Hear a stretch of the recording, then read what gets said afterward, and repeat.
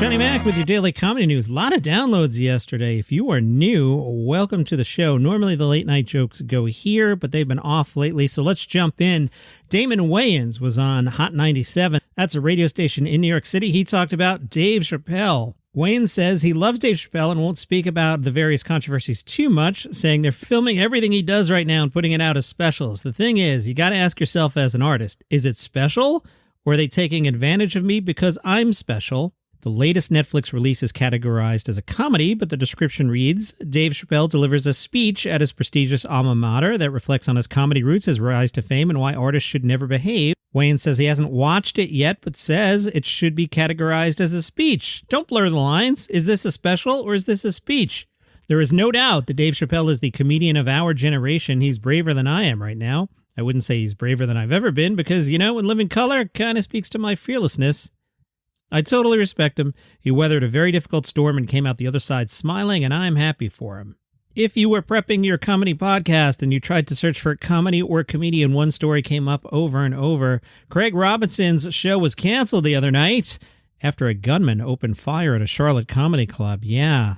A man entered the Comedy Zone in Charlotte after 9 o'clock Saturday night, flashed his gun. Craig Robinson posted on video and said, I'm performing at the Comedy Zone in Charlotte. There was an active shooter in the comedy club, so they moved us over to this place.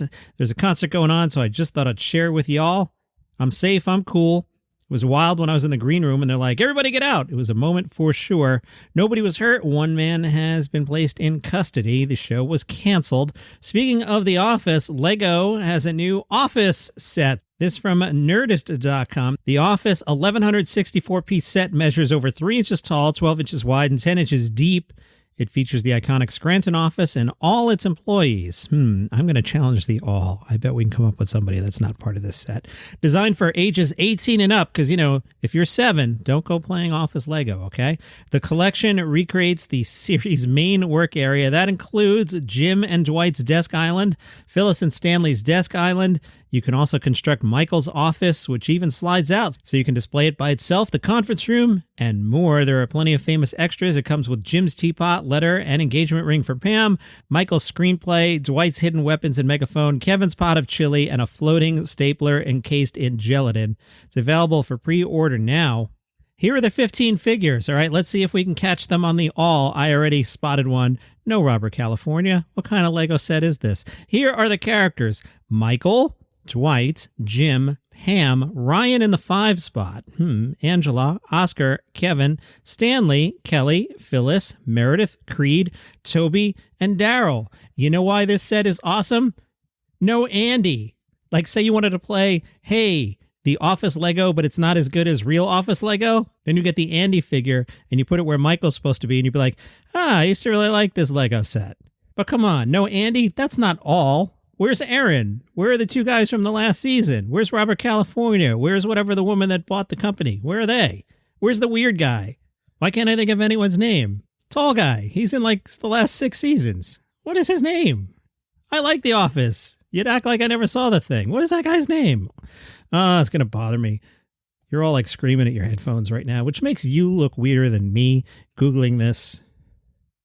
Gabe. That's who I meant. Why is there no Gabe? Hold on, did I say Toby?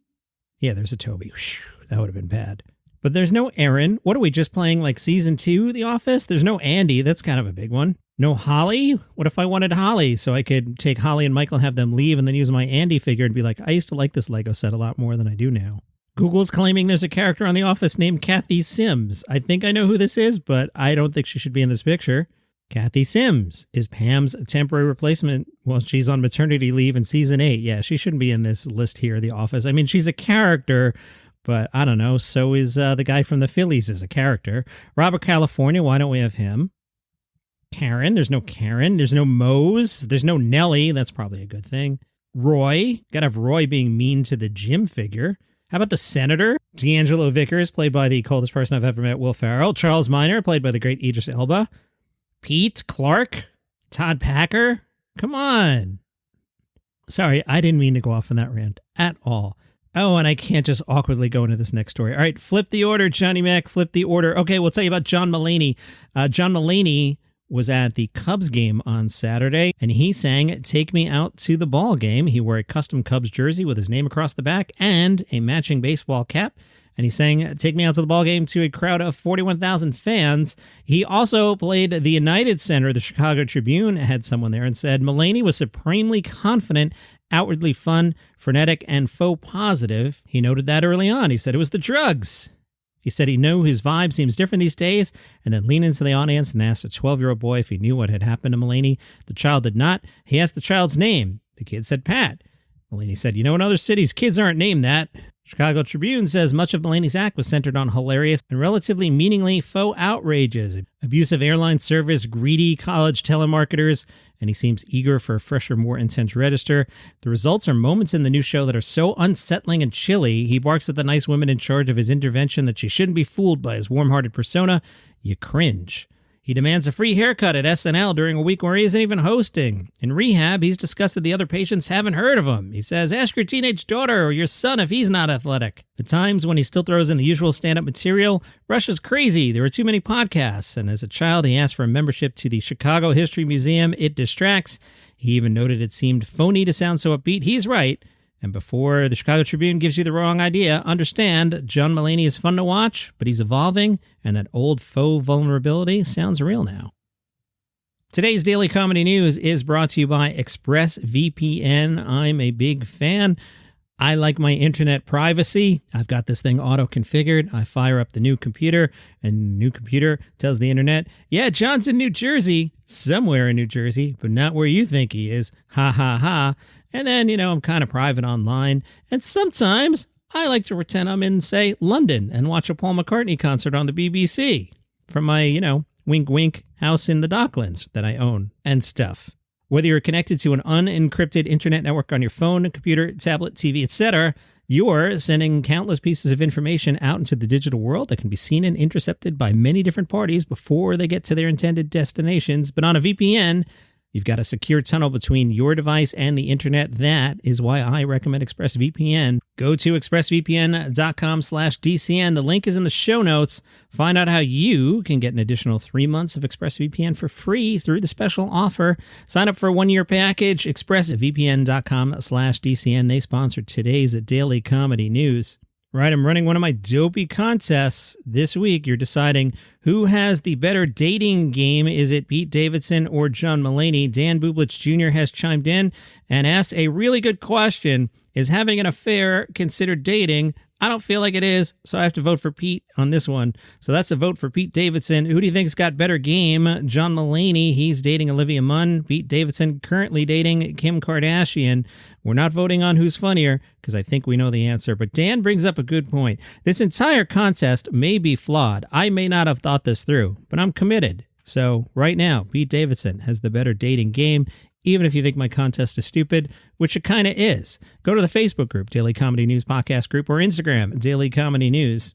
All right, I was listening to stuff because, well, not because, but my internet was out all weekend, which kind of sucked. But luckily, I have unlimited data on my phone. So basically, I sat in the backyard and listened to like 10 million podcasts. So some stuff I listened to. Tim Ferriss had Bill Burr. Pretty good. Then I was checking out Bert Kreischer's podcast, and I like Bert's comedy a lot. I need structure on a podcast. It was just Bert talking to like random comedians. People are jumping in and out. And it's probably that I'm a radio lifer and a program director by trade. And I was always taught formatics and to over-explain everything. And you'll notice I tend not to use pronouns, and I'll use the comedian's name several times in the same story. That's all in that training. So when Bert is just hanging out on a bus and randomly throwing it to comedians, and like I recognize Mark Norman's voice, but unless you say that it's Mark Norman, I don't know. It just kind of threw me. So not for me. The Last Laugh podcast, the Tim Heidecker episode, I liked a lot.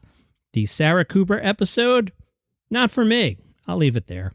And I just went on a run. Oh, I got so soaked. I went out for a run, humble brag, training for the marathon. You've heard about this?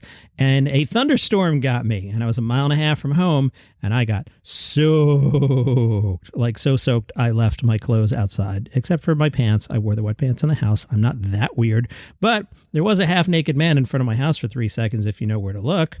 I digress. On today's run, I was listening to Tim Dillon's podcast.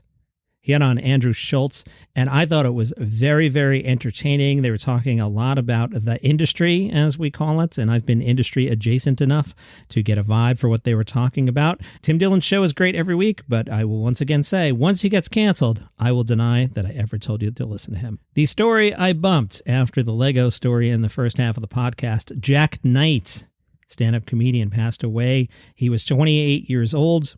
Recently starred in the Peacock series Bust Down, which co-starred Chris Redd, Sam Jay, and Langston Kerman. He was also an executive producer on the HBO talk show Pause with Sam Jay. He was nominated for a Writers Guild of America award for his work on the show. 2014, Comedy Central Comic to Watch. 2015, New Face at the Montreal Just for Laughs Festival. And an LA Comic to Watch by Time Out in 2018. He had opened for Chappelle, Joel McHale, Eric Andre, Moshe Kasher, and Hannibal Buress. Kumail Nanjiani remembered Knight as a hilarious comedian and a great guy. Joel Kim Booster called him a singular talent, actually funny, and a genuinely kind person. Comedian Solomon Giorgio remembered doing a show with Jak Knight and said Knight did not hold back a single punch during his set.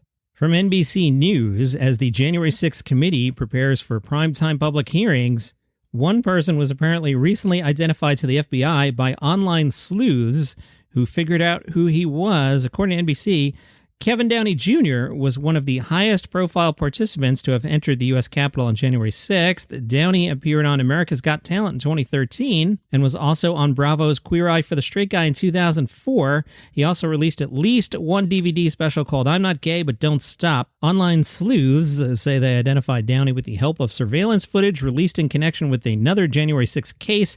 After getting a facial recognition hit, confirming his identity was relatively easy. NBC News also found photos that Downey posted of himself and his fiancée on Facebook on January 6th that matched the outfit of the individual identified by the sleuths. NBC News also found a YouTube interview in which Downey and his fiancée talked about their experiences at the Capitol. Why are you talking about this, Johnny Mac? Because he was on America's Got Talent in 2013 and he was a comedian. That's why. Charlamagne the God's late night show is getting a refresh ahead of its season 2 premiere later this month. The show used to be called The God's Honest Truth. Now the show will be called Hell of a Week with Charlamagne the God. The half-hour show will move to, in my words, not the most original format. It is a panel format, according to the press release, has unlikely pairings of comedians, outspoken celebrities, and thought leaders across the political spectrum. They come together to break down the biggest news headlines. I feel like I've seen that show before in several forms. It debuts July 28th after The Daily Show with Trevor Noah. Tonight on your TV, Jimmy Kimmel Live. No Jimmy Kimmel, but guest hosts Dana Carvey and David Spade. That should be entertaining. And that is your comedy news for today. Follow the show for free on Apple Podcasts or Spotify or wherever you get your shows. If you like what I do here, buy me a coffee, bro. Go to buymeacoffee.com/dailycomedynews. You throw $5 in a tip jar. I take your $5. I go to the National Donuts chain. I go, hey, let me get large iced coffee, caramel milk. Thanks. And then, I stand around for a couple minutes and then they hand me a cup. And then, as I told you on yesterday's show, that's not true. I order on the app and I just walk in. I don't talk to anybody. It's just magically there. But I like telling you a little anecdote as I try to get you to buymeacoffee.com/dailycomedynews. See you tomorrow.